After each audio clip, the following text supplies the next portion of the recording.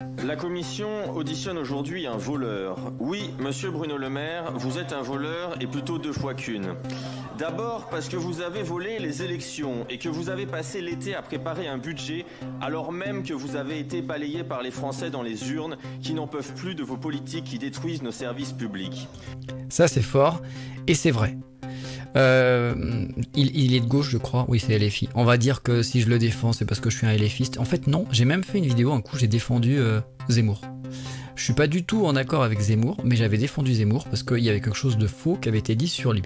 Alors, c'est pas que j'ai défendu Zemmour, c'est que j'ai défendu la vérité. Pareil, un coup, j'ai défendu.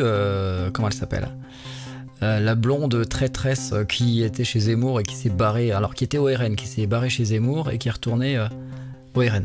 Comment elle s'appelle? Marion Maréchal Le Pen. Pareil, j'ai fait une vidéo pour la défendre. En fait, moi, à partir du moment où quelqu'un dit quelque chose de pertinent, qu'il soit de gauche, qu'il soit de droite, et même si c'est, j'allais dire un mot interdit sur YouTube, sur TikTok. Non, je défends la vérité, et si c'est pertinent, je prends.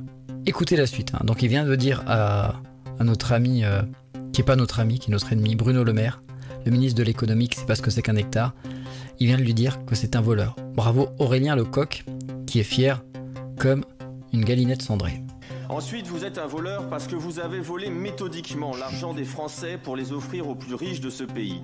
Depuis 2017, vous avez fait exploser la dette de 900 milliards d'euros et vous voulez la faire payer aux Français. S'agit-il d'incompétence? Non. Vous savez pertinemment ce que vous faites. Vous osez déplorer aujourd'hui une baisse imprévisible de recettes, que c'était un accident. Vous avez sciemment vidé les caisses de l'État et vous préparez une nouvelle saignée pour 2025, à tel point que le nouveau pantin que vous avez installé avec le RN à Matignon n'a rien d'autre à dire en se rendant à l'hôpital qu'il n'y aura pas de miracle. Vous avez sur les mains le sang des gens qui ne peuvent être soignés correctement. Vous cherchez...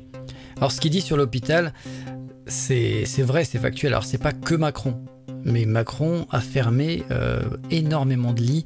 Je sais plus si c'est 17 000 ou plus, mais vous voyez aujourd'hui l'état de l'hôpital public. Il y a des gens qui meurent aux urgences. J'ai fait plusieurs vidéos sur le sujet, c'est une catastrophe. Et là aussi, factuellement, d'ailleurs ça pourrait être